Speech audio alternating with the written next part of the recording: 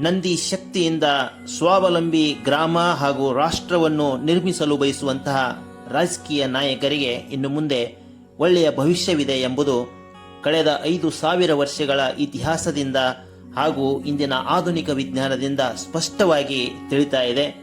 ಹಾಗಾಗಿ ಪ್ರತಿಯೊಂದು ಗ್ರಾಮದಲ್ಲಿರುವಂತಹ ಪ್ರಜ್ಞಾವಂತರು ಈ ಕುರಿತು ಚಿಂತನೆ ಮಾಡಲು ಪ್ರಾರಂಭಿಸಬೇಕಾದಂತಹ ಅವಶ್ಯಕತೆ ಬಂದೊದಗಿದೆ. ಜ್ಞಾನಯೋಗಿ ಪೂಜ್ಯ ಶ್ರೀ ಸಿದ್ದೇಶ್ವರ ಸ್ವಾಮೀಜಿಯವರ ದೂರದೃಷ್ಟಿಕೋನದ ಮಾತುಗಳನ್ನು ಆಲಿಸಿದ ಕೃಷಿ ಪದವೀಧರರು ನಂದಿ ಕೂಗು ಎಂಬ ಅಭಿಯಾನವನ್ನು ಪ್ರಾರಂಭಿಸಿ ಪ್ರತಿ ಗ್ರಾಮಗಳಲ್ಲಿ ಜೋಡೆತ್ತಿನ ಕೃಷಿಕರ ಸಂಖ್ಯೆ ಹೆಚ್ಚಿಗೆ ಆಗಬೇಕು ಅನ್ನುವಂತಹ ನಿಟ್ಟಿನಲ್ಲಿ ಹಲವು ಜನಜಾಗೃತಿ ಕಾರ್ಯಕ್ರಮಗಳನ್ನು ಕಳೆದ 2 ವರ್ಷಗಳಿಂದ ಆಯೋಜಿಸುತ್ತಾ ಬಂದಿದ್ದಾರೆ. ಮುಂದುವರೆದು 108 ಗ್ರಾಮಗಳ ಜೋಡೆತ್ತಿನ ಕೃಷಿಕರ ಸಮಾವೇಶವನ್ನು ಆಯೋಜಿಸಿ ಜೋಡೆತ್ತಿನ ಕೃಷಿಕರ ಶ್ರಮಕ್ಕೆ ತಕ್ಕ ಬೆಲೆ ನೀಡುವ ಕಾನೂನು ಹಾಗೂ ಯೋಜನೆಯನ್ನ ಜಾರಿ ತರಬೇಕು ಅನ್ನುವಂತ ಹಕ್ಕೊತ್ತಾಯದ ಪತ್ರವನ್ನ ರಾಜ್ಯದ ಸನ್ಮಾನ್ಯ ಮುಖ್ಯಮಂತ್ರಿಗಳಿಗೆ ಇದೇ ಫೆಬ್ರವರಿ ತಿಂಗಳಲ್ಲಿ ಕಳುಹಿಸಿಕೊಡಲಾಗಿದೆ.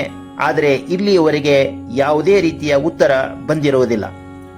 ಆದರೆ ಇಂದು ಡೀಸೆಲ್ ಕೊರತೆ ಸೃಷ್ಟಿಯಾಗಿ ಟ್ರ್ಯಾಕ್ಟರ್ಗಳನ್ನು ಬಳಕೆ ಮಾಡಲು ಸಾಧ್ಯವಿಲ್ಲ, ನಮ್ಮಲ್ಲಿ ಎತ್ತುಗಳು ಕೂಡ ಇಲ್ಲ ಅನ್ನುವಂತ ಪರಿಸ್ಥಿತಿ ಪ್ರತಿ ಗ್ರಾಮಗಳಲ್ಲಿ ನಿರ್ಮಾಣವಾಗ್ತಾ ಇದೆ. ಈ ಒಂದು ಸಂದರ್ಭದಲ್ಲಿ ಆಯಾ ಮತಕ್ಷೇತ್ರದ ಶಾಸಕರು ಹಾಗೂ ಗ್ರಾಮ ಪಂಚಾಯಿತಿ ಸದಸ್ಯರು ಸನ್ಮಾನ್ಯ ಮುಖ್ಯಮಂತ್ರಿಗಳಿಂದ ಉತ್ತರವನ್ನು ಪಡೆದು ತಮ್ಮ ಮತಕ್ಷೇತ್ರದ ರೈತರಿಗೆ ತಿಳಿಸಬೇಕಾಗಿ ವಿನಂತಿ. ನಂದಿ ಗ್ಯಾಸ್, ನಂದಿ ವಿದ್ಯುತ್, ನಂದಿ ಆಹಾರ, ನಂದಿ ಗೊಬ್ಬರಗಳು, ನಂದಿ ಆರೋಗ್ಯ ವರ್ಧಕಗಳನ್ನು ಬಳಸಿದರೆ ಮಾತ್ರ ಇನ್ನು ಮುಂದೆ ನಮಗೆಲ್ಲ ಒಳ್ಳೆಯ ಭವಿಷ್ಯವಿದೆ.